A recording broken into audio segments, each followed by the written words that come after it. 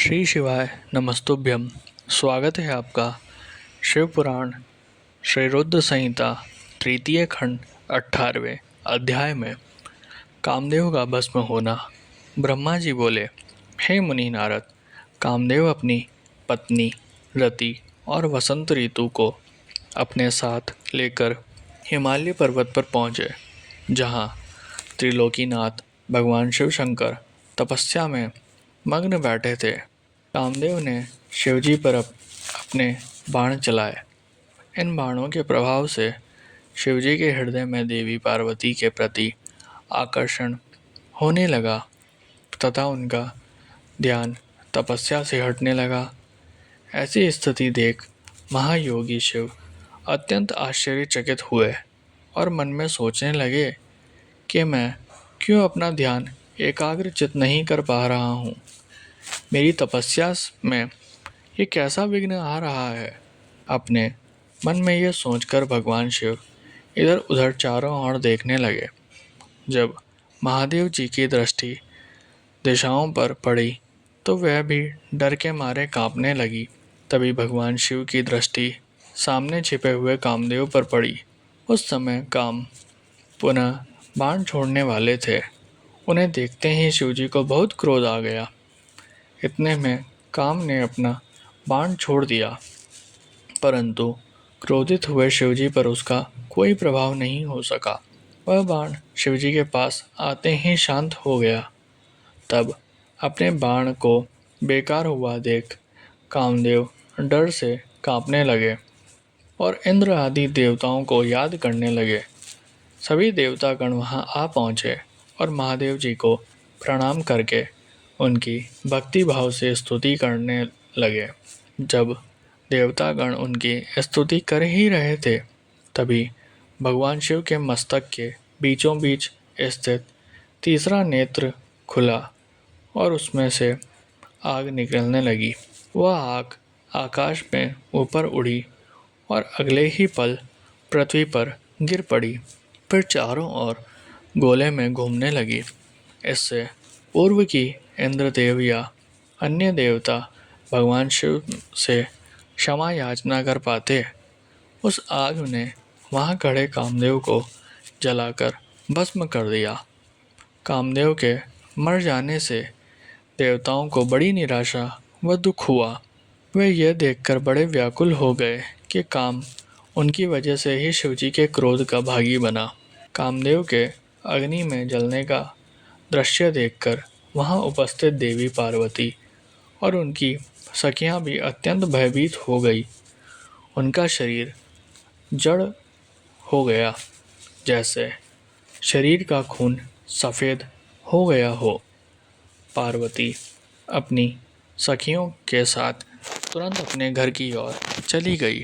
कामदेव की पत्नी रति तो मूर्छित होकर गिर पड़ी। मूर्छा टूटने पर वह जोर जोर से विलाप करने लगी। अब मैं क्या करूं, कहाँ जाऊं? देवताओं ने मेरे साथ बहुत बुरा किया, जो मेरे पति को यहाँ भेजकर शिवजी के क्रोध की अग्नि में भस्म करा दिया। हे स्वामी, हे प्राण प्रिय, यह आपको क्या हो गया? इस प्रकार देवी रति रोती बिलखती हुई अपने सिर के बालों को जोरों से नोचने लगी। उनके करुण क्रोधन को सुनकर समस्त चराचर जीव भी अत्यंत दुखी हो गए।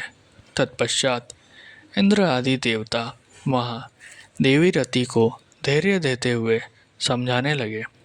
देवता बोले, हे देवी, आप अपने पति कामदेव के शरीर की भस्म का थोड़ा सा अंश अपने पास रख लो और अनावश्यक भय से मुक्त हो जाओ। त्रिलोकीनाथ करुणा निधान शिवजी अवश्य ही कामदेव को पुनः जीवित कर देंगे। तब तुम्हें पुनः कामदेव की प्राप्ति हो जाएगी। वैसे भी संसार में सब कुछ पूर्व निश्चित कर्मों के अनुसार ही होता है, अतः आप दुख को त्याग दें। भगवान शिव अवश्य ही कृपा करेंगे। इस प्रकार देवी रति को अनेक आश्वासन देकर सभी देवता शिवजी के पास गए और उन्हें प्रणाम करते हुए कहने लगे, हे भक्त वत्सल, हे त्रिलोकीनाथ भगवान, आप कामदेव के ऊपर किए अपने क्रोध पर पुनः विचार अवश्य करें। कामदेव ये कार्य अपने लिए नहीं कर रहे थे, इसमें उनका निजी स्वार्थ कतई नहीं था। हे भगवान, हम सभी तारकासुर के सताए हुए थे। उसने हमारा राज्य छीनकर हमें स्वर्ग से निष्कासित कर दिया था। इसलिए तारकासुर का विनाश करने के लिए ही कामदेव ने यह कार्य किया था। आप कृपया करके अपने क्रोध को शांत करें और रोती भिलकती कामदेव की पत्नी रीति को समझाने की कृपा करें, उसे सांत्वना दें। अन्यथा हम यही समझेंगे कि आप हम सभी देवताओं और मनुष्य का संहार करना चाहते हैं। हे प्रभु, कृपया कर रति का शोक दूर करें। तब सदाशिव बोले, हे देवगणों, हे ऋषियों, मेरे क्रोध के कारण मैंने कामदेव को अपने तीसरे नेत्र से भस्म कर दिया है। जो कुछ हो गया है उसको अब बदला नहीं जा सकता, परंतु कामदेव का पुनर्जन्म अवश्य होगा। जब विष्णु भगवान श्री कृष्ण का अवतार लेंगे और रुक्मणी को अपनी पत्नी के रूप में स्वीकारेंगे, तब देवी रुक्मणी के गर्भ से श्री कृष्ण के पुत्र के रूप में कामदेव जन्म लेंगे। उस समय कामदेव प्रद्युम्न नाम से जाने जाएंगे। प्रद्युम्न के जन्म के तुरंत बाद ही शंबर नाम का असुर उसका अपहरण कर लेगा और उसे समुद्र में फेंक देगा। रति, तब तक तुम्हें शंबर के नगर में ही निवास करना होगा। वहीं पर तुम्हें अपने पति कामदेव की प्रद्युम्न के रूप में प्राप्ति होगी। वहीं पर प्रद्युम्न के द्वारा शंबरासुर का वध होगा। भगवान शिव की बात सुनकर देवताओं ने प्रसन्नतापूर्वक उन्हें प्रणाम किया और बोले, हे देवादिदेव महादेव, करुणा निदान, आप कामदेव को जीवन दान दें और कामदेव के पुनर्जन्म तक देवी रति के प्राणों की रक्षा करें।